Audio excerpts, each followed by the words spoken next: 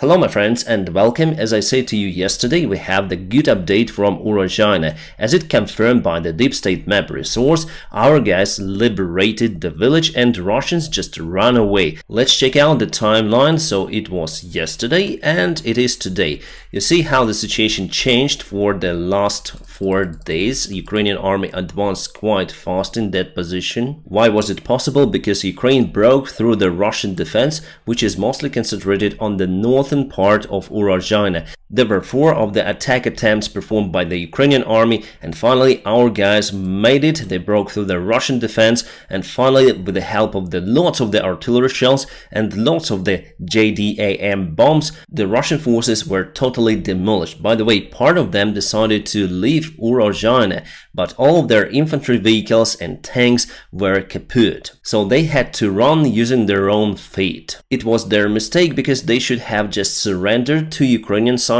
In that case, they would have saved their lives because Ukraine concentrated the fire on this small crossroad. So the retreating Russian forces were totally demolished over there. Just few Russian soldiers made it to the Russian control positions. I've published the actual drone video on my Telegram channel. I cannot publish it over here, but I can tell you what happened there. Russia actually formed a big convoy, more or less. There were around 30 of the soldiers. It was also their big mistake because they should have spread into small groups, not more by 4 people. After they left Ruzzian, they were more or less okay, and there was no fear that at this distance they could be targeted. But indeed, Ukraine used the artillery just on this crossroad. The Ukrainian forces used the standard munition plus cluster munition, so there is not much left from that Russian convoy, if you may call the walking soldiers the convoy. So what conclusions we may take from this situation?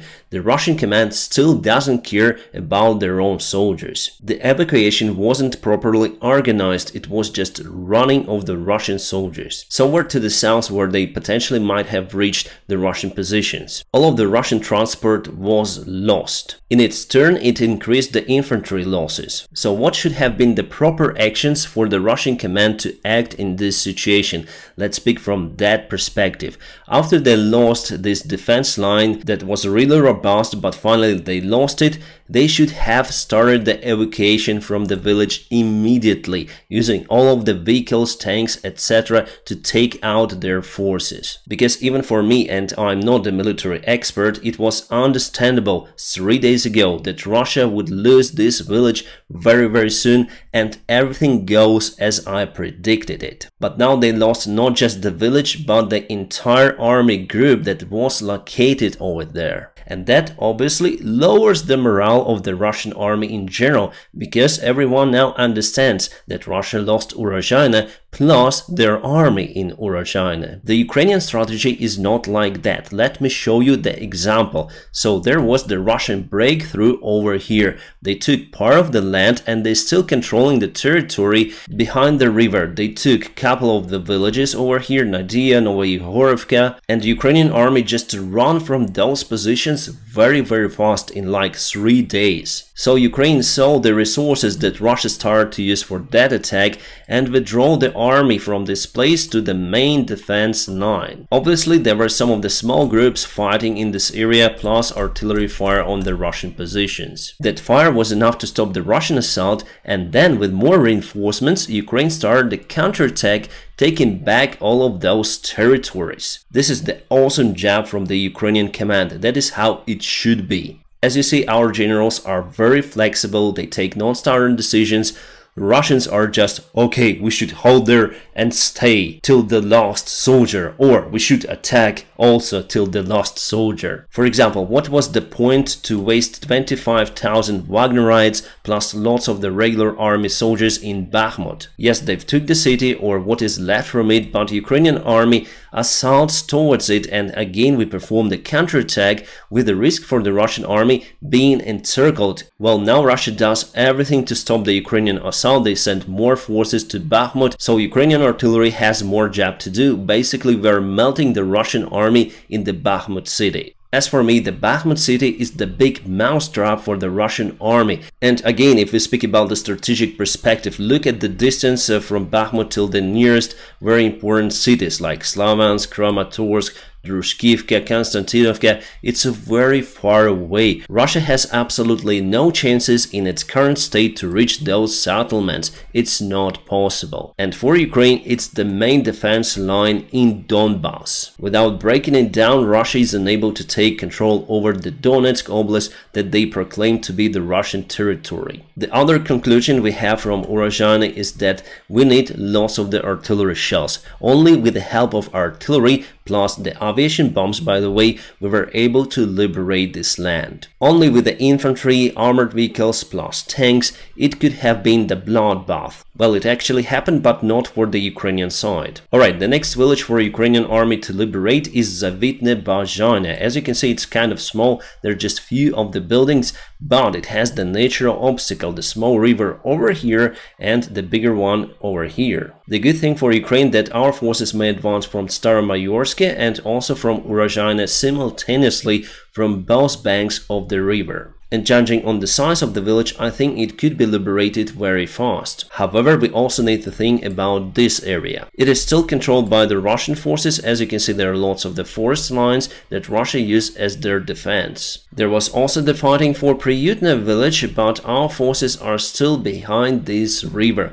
So as you can see, the natural obstacles play the great role. The problem now that Russia uses the dirt-filled roads to deliver supplies into this territory. And there is no major road or major bridge that Ukraine may target to eliminate the supplies. So the hot summer weather is good for the assaulting side, but also it is good to provide supplies for our enemy. I predict that Ukraine slowly but firmly will advance in this area. Here we also have the natural obstacles. As you can see, they all play a great role. The frontline borders mark it clearly. So maybe as the variant, Ukraine may advance from the Staromayorsk towards this hump. But in all of that area, the main thing is to liberate Staromlinivka. It is the biggest village over here. It has the very important crossroads that's for the autumn time. Also, there is the Russian supply hub, plus it is the last big village on the way to reach the Russian defense line. The main defense line, let's say. Looking at this picture, the counteroffensive of Ukrainian army goes already for 2 months, and Ukraine was able to liberate all of that territory,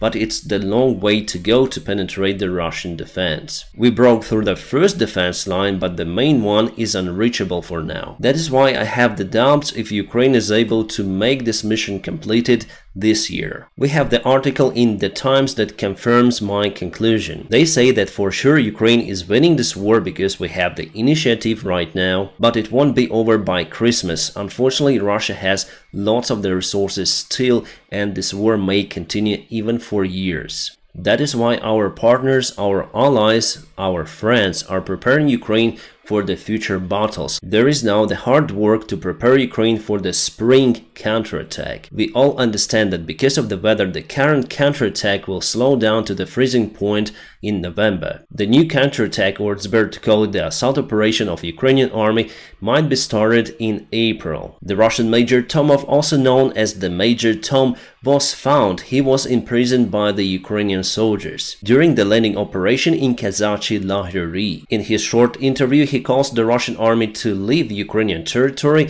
and perform the same steps as Prigozhin did, but this time maybe reaching the Moscow. One more video is published where the Major Tom gives up the Russian positions on the enemy shore. Nice job and good cooperation from the Major Tom. Anyways, he'll be prosecuted by the Ukrainian court. In future, he might be exchanged for not one but many of the Ukrainian soldiers. However, after he opened the Russian positions, he could be persecuted in Russia. The last night there were 2 of the big kabooms in the Kherson region. Russia lost 2 of the ammunition depots. Ukraine non-stop continued to cut supplies for the Russian army. That is why our army little by little but moves forward. The Russian Navy, or it's better to call them the Russian pirates, decided to board the civilian ship. This vessel was transporting some goods, maybe to Ukrainian port or maybe not. We are out of this information, but they were stopped 30 nautical miles away from the shore of Turkey. According to the latest information, the ship is Sukra-Okan,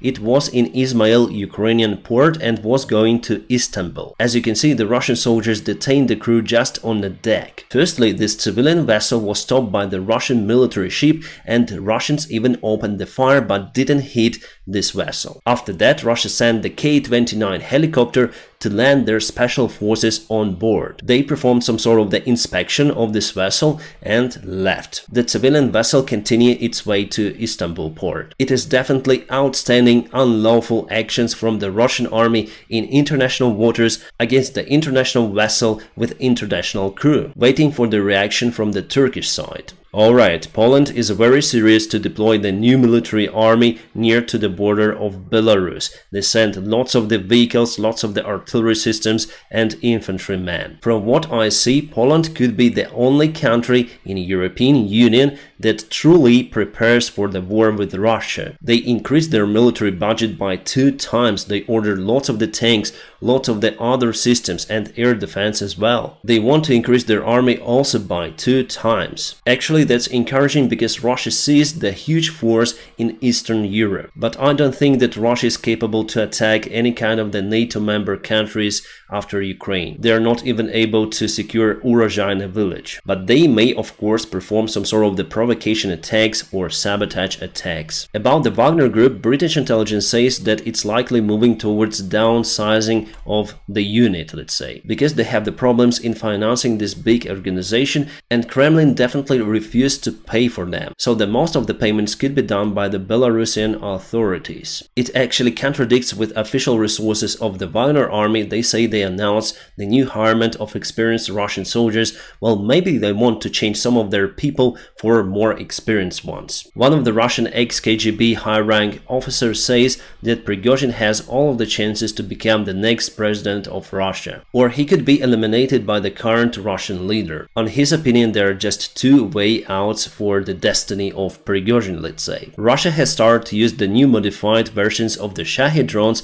which are produced in the Russian Federation. There are just minor changes from the standard Iranian-made Shahed drones, but the crucial electronic and hardware components are still made in the United States of America, in some of the European countries and also in China. Somehow those sanctioned products still find their way to the Russian Federation. Let's briefly mention Robotyne. There are no changes in that village for today. So even though it is smaller than Urozhaina, but Russia built the defense lines over there, so it's harder to get it under control compared to Urozhaina. Anyways, I'm sure that Ukraine will have the success over there 100%. My friends, don't forget to press the like to this video, and also if you want to support my job, you may check out the links in the video description just below. Special thanks for my Patreon supporters and also the sponsors of my YouTube channel. My friends, I wish you all a peaceful sky wherever you are and have a great time.